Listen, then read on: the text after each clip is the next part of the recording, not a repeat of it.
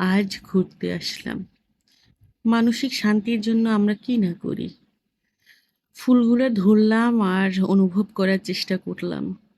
কত যে ভালো লাগলো যেটা ভাষায় প্রকাশ করার মতো না।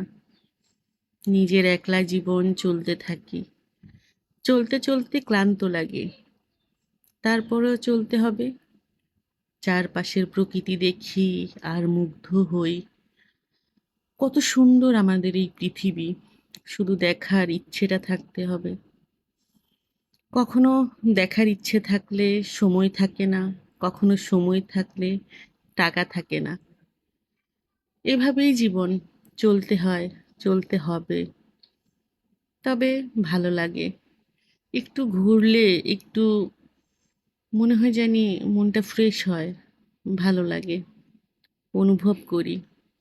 আজ আম্মুকে নিয়ে ডাক্তারের কাছে আসলাম, সেই সাথে একটু ঘোরা। ভাবলাম একটু দেখে যাই, এদের প্রকৃতিগুলো একটু অনুভব করি, ছুঁয়ে দিই। আবার কখন আসবো? প্রকৃতির সাথে নিজেকে মানায় নিতে শিখতেছি। আহ, এটাই জীবন, এটাই পৃথিবী। পৃথিবীর মানুষগুলো বেইমানি করলেও প্রকৃতি কখনো বেইমানি করে না, করবেও না। সো এভাবে চলতে হবে।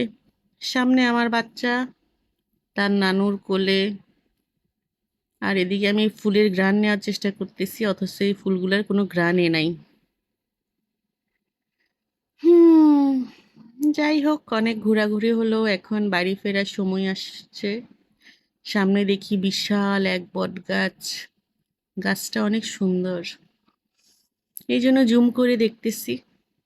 ওই যে দেখেন আমার পিচ্ছি নানার কোলে, বাদাম খাবে সে।